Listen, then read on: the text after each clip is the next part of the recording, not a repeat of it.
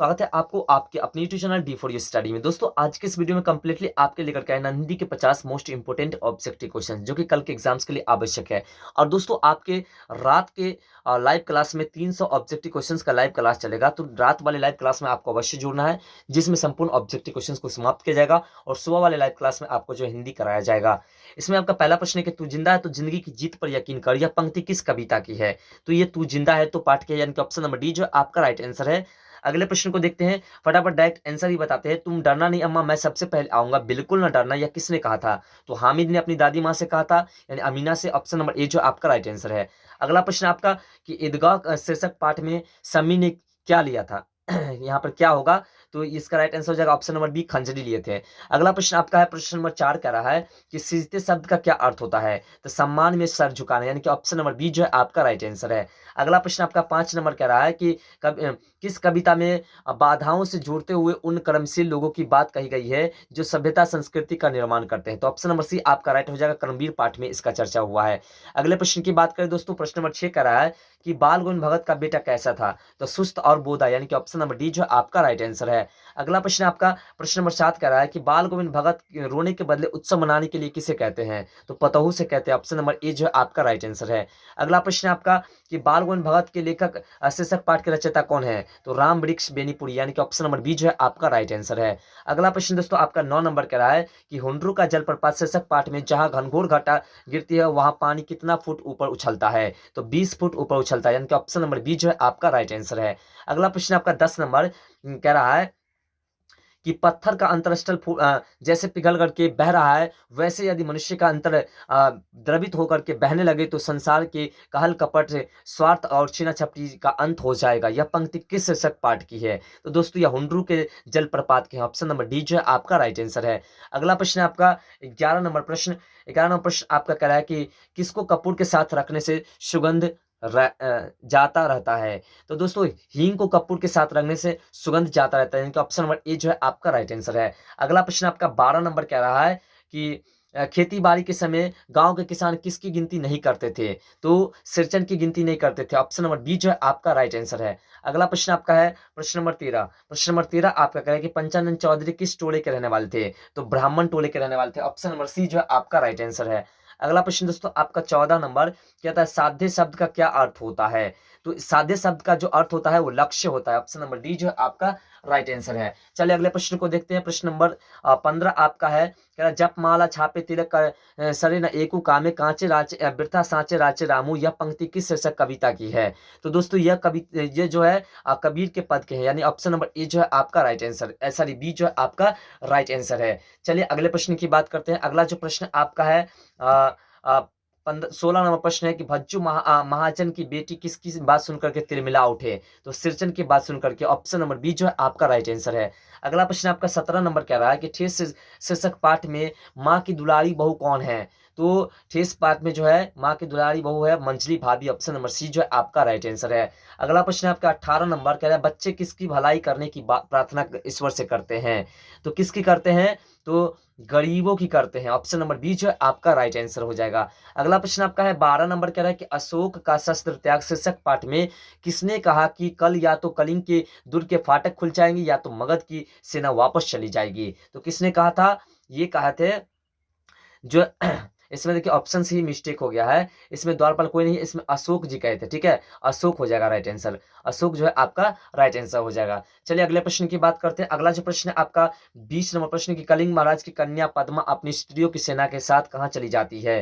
तो वो चले जाते हैं, देखिए इसमें भी मिस हो गया है, देखिए बहुत मिस्टेक हो गई ना, इसमें चले जाते हैं शिविर के अंदर, यानी कि दुर्ग के अंदर चले जाते हैं, यानी कि ऑप्शन नंबर इसमें है ही नहीं ऑप्शन, तो दुर्ग के अंदर चले जाते हैं। अगला प्रश्न 21 नंबर की जिस मनुष्य के हृदय में स्त्रियां घर बना लेते हैं वह उन चीजों से आनंद नहीं उठाता है जो उसके पास मौजूद है, यह वरदान किसका है? तो यह वरदान स्त्रिया का है, ऑप्शन नंबर ए जो है आपका राइट आंसर है। चलिए अगले प्रश्न की बात करते हैं। अगला प्रश्न आपका है प्रश्न नंबर 22 का रहा है कि स्त्रिया की बड़ी बेटी का नाम क्या है? तो निंदा, ऑप्शन नंबर बी जो है आपका राइट आंसर है।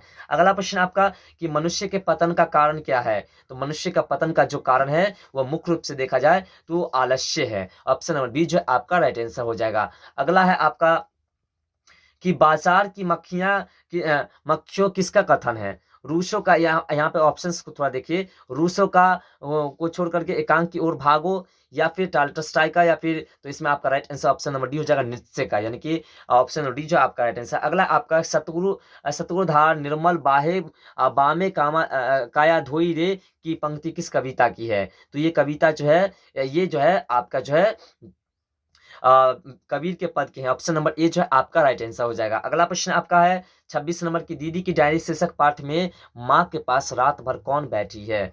तो कौन बैठी है रात भर? तो दीदी बैठी है। ऑप्शन नंबर ए जो है आपका राइट आंसर है। अगला प्रश्न आपका है 27 नंबर की, सत्य के प्रयोग शीर्षक पुस्तक के रचनाकार कौन है? तो इसके लेखक है Mahatma Gandhi. Option number C जो है आपका राइट आंसर है। अगला प्रश्न आपका है 28 नंबर कह रहा है कि पीपल शीर्षक कविता में पीपल पेड़ के कोटरे में किनके घर हैं? तो इसमें आपका जो राइट आंसर हो जाएगा पंक्षी और गिलहरियों के घर है, यानी कि ऑप्शन नंबर डी जो आपका राइट आंसर है। अगला प्रश्न आपका है 29 नंबर का, साध्य को अब संध्या को अब दिन जाता ढल, सूरज चलते हैं अस्ताचल कर, समेट किरणें उज्ज्वल किस कविता की पंक्ति है? तो यह जो है पीपल पाठ की पंक्ति है, यानी कि ऑप्शन नंबर ए जो है आपका राइट आंसर है। अगला प्रश्न आपका है 30 नंबर, कहता है बग्य समाज में दूध मिश्री की तरह कौन घुल मिल जाते हैं? तो सूर्यकांत त्रिपाठी निराला जी, है ना, सूर्यकांत त्रिपाठी निराला जी। अगले प्रश्न की बात करें प्रश्न नंबर 31 की, तो प्रश्न नंबर 31 आपका कह रहा है कि खेमा शीर्षक पाठ में चाय बनाने की भट्टी के साथ लगा पंखा किस कलर का है? तो लाल कलर का है। ऑप्शन नंबर बी जो है आपका राइट आंसर है। अगला प्रश्न आपका 32 नंबर कह रहा है, यहाँ पे खेमा होगा, खेमा के माता पिता ने अपने चारों बच्चों को क्यों बेच दिया था? तो भरण पोषण के दायित्व से मुक्त होने के लिए, यानी कि ऑप्शन नंबर डी जो है आपका राइट आंसर है। अगला प्रश्न आपका 33 नंबर की, कविता की पंक्ति को निम्नलिखित शब्द में पूरा गढ़ कटे पीटे किस में है? तो कटे पीटे से क्या है? तो कटे पीटे से क्या है? इसमें ऑप्शंस देखिए, इसमें फिर मिक्स या तो पैर पैर दे सकते हैं या फिर हाथ दे सकते हैं। कटे पीटे पैर और हाथ, यानी कि पैर आपका मान लीजिए ऑप्शन नंबर सी जो है आपका राइट आंसर है, नहीं तो अगर हाथ रहेगा ऑप्शन तो हाथ आपका राइट आंसर हो जाएगा। अगला है कि गुड़िया पढ़ लिख करके क्या बनना चाहती थी? तो गुड़िया पढ़ लिख करके अध्यापिका बनना चाहती थी। ऑप्शन नंबर सी जो है आपका राइट आंसर हो जाएगा। अगला है जैनब खानम किसकी पोती है? तो जैनब खानम जो है वो किसकी पोती है? मोहम्मद अब्दुल रहमान खान की पोती है। तो आपका ऑप्शन नंबर डी जो है राइट आंसर है। अगला प्रश्न आपका 36 नंबर कह रहा है कि कर्पूरी ठाकुर किस पार्टी के टिकट पर प्रथम आम चुनाव में विजय हासिल किए थे? तो इसमें आपका जो राइट आंसर हो जाएगा वो क्या हो जाएगा? सोशलिस्ट पार्टी, यानी कि ऑप्शन नंबर ए जो आपका राइट आंसर हो जाएगा। अगला प्रश्न आपका है 37 नंबर कह रहा है कि निम्नलिखित में कौन कविता प्रथम स्वतंत्रता संग्राम की याद दिलाती है? तो इसमें आपका राइट आंसर हो जाएगा ऑप्शन नंबर बी, झांसी की रानी। अगले प्रश्न की बात करें दोस्तों, अगला जो प्रश्न आपका है कह रहा है निम्नलिखित में कौन सा अंग्रेज लेफ्टिनेंट लक्ष्मीबाई को परास्त करने आई थी? तो दोस्तों कौन आए थे इसमें? वॉकर आए थे। ऑप्शन नंबर बी जो है आपका राइट आंसर है। अगला प्रश्न आपका है 39 नंबर की, चिकित्सा का चक्कर की फीस कितनी?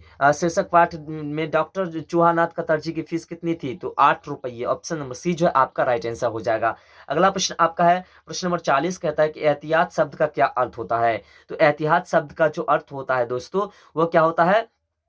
बेहाल इसमें हो जाएगा, ऑप्शन राइट हो जाएगा बेहाल। एहतियात मतलब, जैसे एहतियात का मतलब ऐसे होता है कि आकस्मिक हो जाता है, तो बेहाल आपका राइट आंसर हो जाएगा।